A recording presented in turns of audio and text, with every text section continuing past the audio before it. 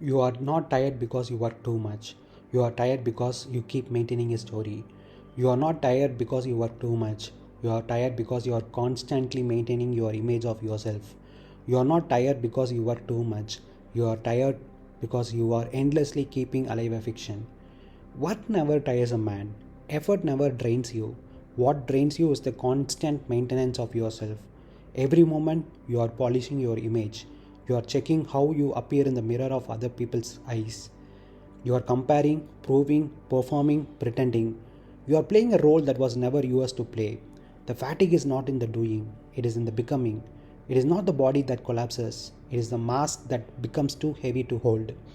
You say you are tired because of work, but when you are in something real, when there is no image to maintain, no applause to seek, no self to defend, you can work day and night, and yet you are fresh like the morning breeze because there is no one there to get tired. The exhaustion you feel is the weight of your own fiction. You are keeping alive your resume, your reputation, your narrative, your identity, your fragile sculpture that demands constant repair. Silence does not tire, truth does not tire, only the false does, because it must be continuously repainted and the brush never rests. So, when you feel tired, do not look at your work, look at your story. What are you trying to keep alive that is not real? Drop the story and you will see that the energy of life was never gone. It was only being spent keeping a ghost alive. You are tired because you are constantly maintaining your image of yourself. And every moment you are performing. You are not simply being, you are trying to be. Trying to be successful, trying to be disciplined, trying to be spiritual, trying to be someone worth admiring, worth belonging. That trying, that ceaseless internal effort to hold up an image is what exhausts you. You wake up and immediately step into costume. You adjust your words so they sound wise. You measure your actions so they appear right.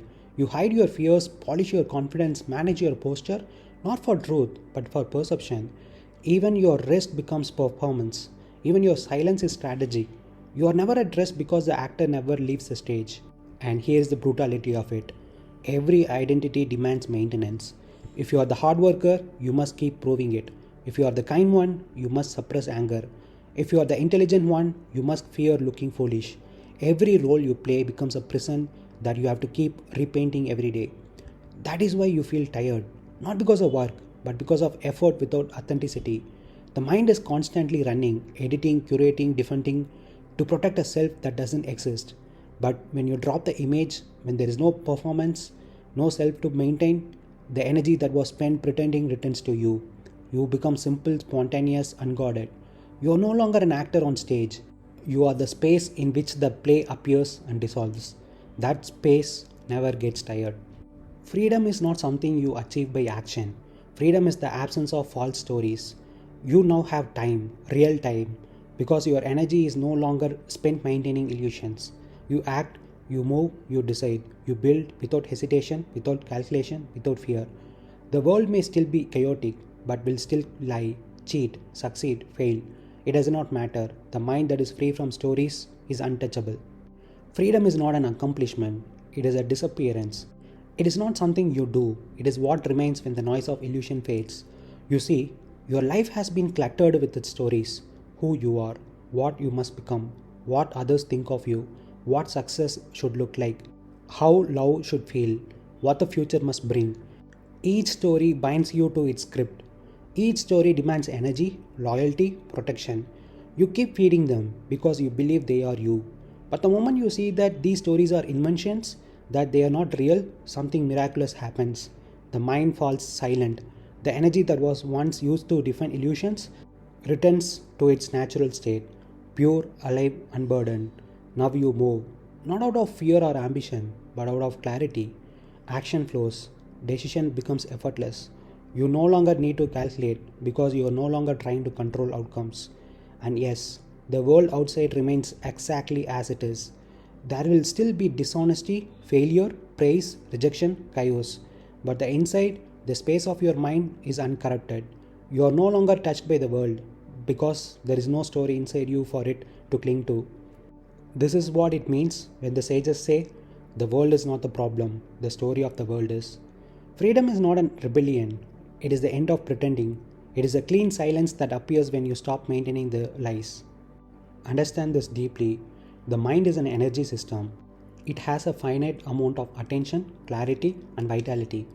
Every moment that energy is spent maintaining your personal mythology, your past, your ambitions, your regrets, it is no longer available for direct living. It is like having 1,000 browser tabs open. You think you are working, but you are only overheating. Let's go deeper into that. The mind is not infinite, it is an energy system, a field of awareness with limited capacity. Every thought, every self concept, every unresolved emotion draws power from that field.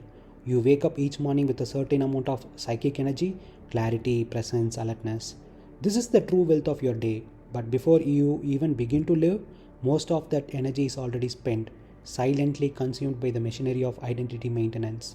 Think of all the invisible tabs running in the background, replaying what someone said to you, defending your self image, worrying how you appear, fantasizing about your future self, regretting a mistake, comparing your progress with others. Each of these processes consumes attention, the most precious form of energy. The mind is constantly rendering your personal mythology, who you were, who you should be, how others see you, what your life must mean. The result? You live with the fan always whirring. You think you are thinking, but you are merely processing noise. You are not living, you are maintaining. This is why even rest doesn't refresh you, because the tabs don't close when you lie down. The browser stays open. The background load continues. And when your mental RAM is consumed by false narratives, there is no room left for clarity. You cannot see reality as it is. You only see it through the lag and heat of overuse. But when you begin to see through the illusion, when you let go of the unnecessary tabs, energy is suddenly released. The same mind becomes radiant, light, alert. You start to realize that life doesn't require much thought. When the noise of maintenance ends, perception itself becomes intelligence. You act directly, speak directly, move cleanly.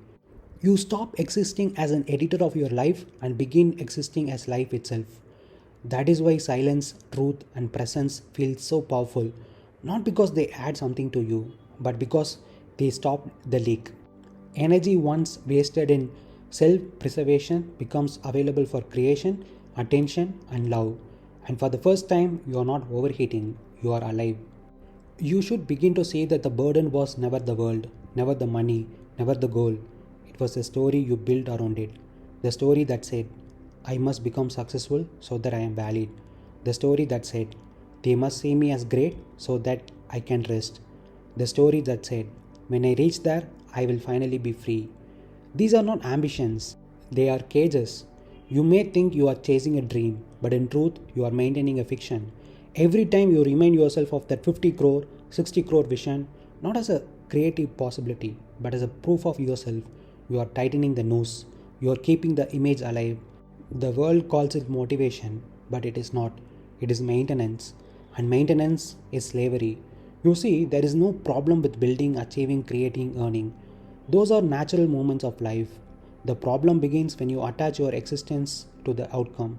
Then every action becomes heavy because it must protect the image of the one who will succeed.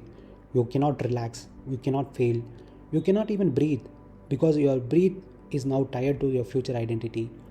And that is what you have just begin to see, that not making the 50 crore is not the tragedy. The tragedy is having to keep alive the story that you must. Freedom is not in the achievement, it is in the absence of compulsion. It is the death of the need to become anything. When you stop maintaining the story, you are no longer a prisoner of your own prophecy. You can still work, still build, still create, but now it is effortless because you are no longer proving, you are simply moving. That movement, free of psychological baggage, is real living. That is what the Buddha called the middle path. That is what the sages meant by effortless action. You have already taken the first step. You have seen the lie. Now let it burn on its own. Do not replace it with a new story about freedom or detachment. Let there be no story left. And then, in the silence that remains, you will see that what you always sought was never in the 50 crores and never in their approval, but in this very quiet seeing. Validation is the root of all stories. Every story you have ever told, whether about money, love, success, or peace, has been a desperate attempt to make the image of you feel safe, valuable, desirable, permanent. You were not chasing the girl, You were chasing the reflection of yourself in her eyes. You were not chasing wealth. You were chasing the feeling that others would finally believe you mattered. You were not chasing peace. You were chasing the story of a peaceful man. It is all the same hypnosis, wearing different masks. You saw that marrying the beautiful girl would disturb your peace, but you were ready to do it anyway. Because validation is the most powerful drug. It whispers, be seen, be admired, then you will rest. But you have already seen the lie. You know that admiration never brings rest. It only brings the need for more admiration. Look deeper, that even a simple life, when lived without comparison, is not low, it is free. When you are no longer performing for the world, you can own an autocar and feel regal. Because there is no script you are betraying. You are not measuring yourself through their eyes, you are simply living. When the external stories begin to fall away, the mind turns inward and begins creating subtle stories. I am free now. I am the one who lives without stories. I am detached. I am peaceful. Be watchful of this. Because the ego will sneak in through the back door. It will wear the mask of spirituality, solitude, wisdom. And again, you will begin to maintain this new identity. So, yes, solitude is essential, not as withdrawal from people, but as exposure to yourself. When you are quiet and alone, you begin to see the micro stories forming in real time. Each thought that wants to decorate you, each fantasy that wants to secure you. If you see it clearly, you don't have to fight it. Just seeing is enough. A lie exposed loses its fuel. So the path ahead is not effort but seeing, not doing but noticing. Every time a story arises about success, peace, enlightenment, simplicity, you smile and say, ha, another costume, let it pass. And slowly the actor dissolves. What remains is not a person with no story. What remains is silence itself, unconcerned, untethered, unperforming. That silence is not peace, it is beyond peace. It is the natural state of a mind that no longer has anything to maintain. Past is not a memory, it is a cage. You do not have a past, you maintain one. And every time you recall it, you are recreating the identity who lived it. The past has no power on its own. It survives only through your loyalty to it. You keep feeding it through remembrance, through self-description, through the endless whisper. This is who I am. This is what happened to me. Good or bad makes no difference. Both are chains. To call yourself a failure or a success is the same disease wearing opposite masks. Both need maintenance. Both need protection. Every time you repeat the old story, even silently, you are building a museum for a corpse. You are polishing tombstones. Freedom is the courage to let the corpse rot, to stop embalming what is already dead. Who cares what you were called? Who cares what reputation was created? Those people were seeing their own projections. And the one they saw, that version of you, no longer exists except in memory. If you don't recall him, he's gone. The mind loves continuity. It wants to drag the past into the present so it can pretend to know who it is. But the moment you stop repeating the narrative, continuity breaks. And in that break, there is life. That is why the sages say, die before you die. It means let every old version of yourself perish now. Let the good and the bad dissolve. Then when you move from a fresh sky, not from an old photograph. And yes, that freshness feels like liberation because it is absence of maintenance. There is no script to follow, no reputation to defend, no history to honor. You are not improving your story, you are erasing the need for any story. And in that erasure, you discover what no belief or memory could ever give you, a life that belongs to no one, yet contains everything. The secret is, you don't want to become anyone, and that gives you liberation to do whatever you want to do, with full energy, full effort. That is the secret, the highest secret hidden in plain sight. The moment you see that you do not need to become anyone, you are free to be anything. Becoming is bondage because becoming always begins with the assumption that you are not enough right now. And that assumption, that quiet poisonous whisper, is the origin of all exhaustion, all striving, all fear. When you stop trying to become, a strong paradox occurs. You begin to move with an intensity that those chasing success will never know.